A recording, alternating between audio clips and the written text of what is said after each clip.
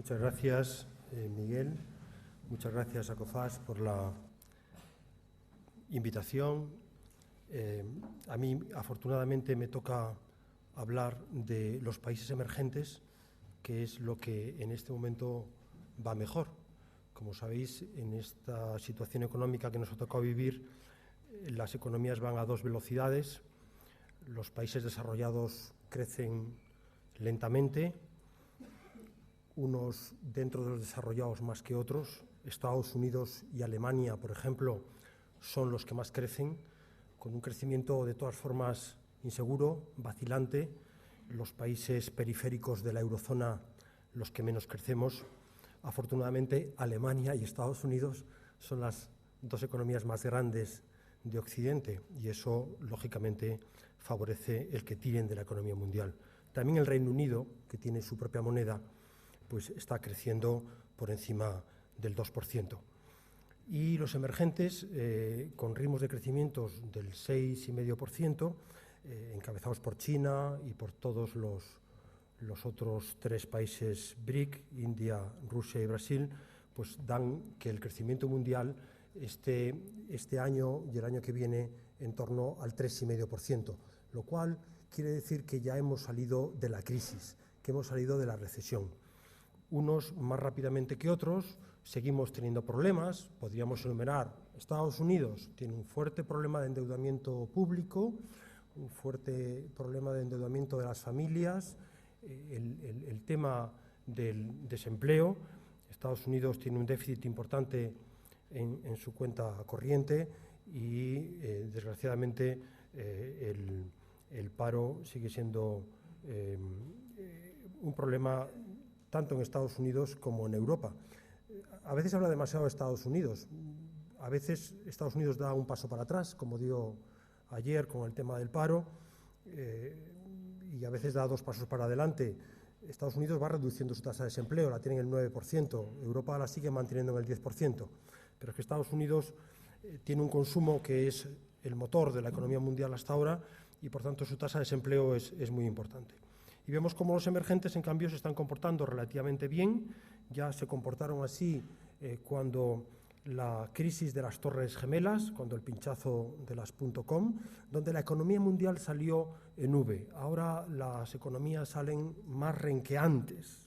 Al ser una crisis financiera, ahí vemos cómo en el año 2000, cuando el problema de... Aquí está. En 2001 la crisis fue menos profunda y salimos más rápidamente, tanto emergentes como el mundo, como las economías avanzadas. Y ahora pues los emergentes están creciendo pues en torno al 6,5%, aquí tenemos el mundo y aquí tenemos los países desarrollados. Esto es relativamente nuevo. Si miramos un poquito para atrás, vemos que la coincidencia es desde el año 80 hasta el año prácticamente 2000, la coincidencia es prácticamente la misma, pero desde esa crisis los emergentes han despegado. Y también en el consumo. Ahí vemos cómo el consumo mundial cada vez es más de emergentes. Si vemos el cuadro de la derecha, vemos cómo cada vez los países en vías de desarrollo tienen una participación mayor en la cuota del consumo mundial. Pues tienen casi el 31%. Estados Unidos va bajando su cuota y la Unión Económica y Monetaria va bajando todavía más rápidamente. El resto que queda, que es un 17%, se lo reparten entre Japón, Gran Bretaña, Australia, Canadá. Y los crecimientos, vemos también en el cuadro de la izquierda cómo el crecimiento de emergentes es mucho más rápido que el de Estados Unidos y de la eurozona. El crecimiento del consumo. No se va a olvidar que el consumo es lo más importante en términos de Producto Interno Bruto del mundo y el consumo americano, lógicamente, el más importante. Pero cada vez más miramos las exportaciones y la producción industrial. Esto que España está ahora intentando salir de la crisis a través de las exportaciones es fundamental en este momento de crisis que atravesamos. Vemos cómo también en el año 2010 y comienzos del año 2011 los emergentes salen más rápidamente, tanto en exportaciones como en producción industrial. Y eso es porque poco a poco han ido adquiriendo más tecnología, más conocimiento, más expertise en la producción industrial, y eso les hace ser mucho más competitivos, unido también a sus costes laborales mucho más bajos, y eso hace que vendan mucho mejor en los mercados internacionales. Los otros dos grupos, tanto la Unión Económica y Monetaria como Estados Unidos, pues salen más lentamente. Y cada vez la industria tiene más importancia, cada vez le estamos dando más importancia al gasto en investigación y desarrollo, a la innovación, al valor añadido, y eso va muy de la mano de la tecnología, va muy de la mano de la investigación y desarrollo y de ofrecer un paquete exportador competitivo. También en Europa los emergentes son los que mejor se comportan. Ahí vemos cómo en 2011 y 2012 pues Hungría, Polonia, Rumanía, Turquía, Ucrania tienen crecimientos mucho más elevados que los países periféricos de la eurozona, y como el resto, por ejemplo Francia o Alemania o Gran Bretaña, crecen también más rápidamente que las economías periféricas. En conjunto, las economías avanzadas de Europa vamos a crecer al 1,7, 1,9, y las economías emergentes de Europa van a crecer al 4,3, tanto en el 2011 como en el 2012. Bien, el hecho de que hayamos salido de la crisis no quiere decir que no tengamos problemas.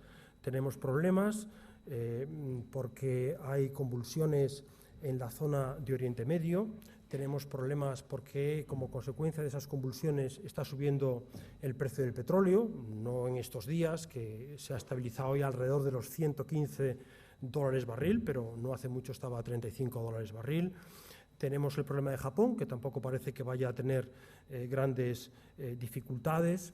Tenemos los problemas propios y a los cuales se dedica el Fondo Monetario Internacional, que son los problemas de endeudamiento, de solvencia, de desequilibrios en las balanzas de pagos.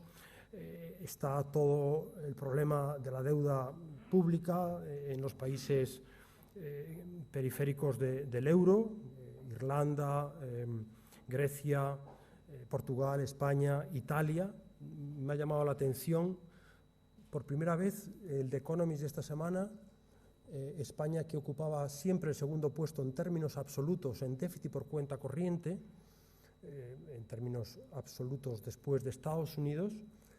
Italia ahora tiene un déficit por cuenta corriente superior al de España. ¿Qué pasará con el precio del petróleo? ¿Sobrevivirá el euro? ¿Japón influirá? ¿No influirá? Estos déficits que ahí veis, que son abultadísimos y que se van abriendo, y que los superávits son también lógicamente mayores, porque estamos en una situación en que los países industriales emergentes están financiando con su superávit de cuenta corriente a los países ricos, quitando el caso de Japón y Alemania, pero ahí veis como China pues tiene un superávit. España, desde que hemos entrado en el euro, pues tenemos un déficit cada vez mayor, aunque ahora ya lo tenemos bastante más controlado, lo tenemos en el 4% frente al 10% que teníamos al principio de la crisis.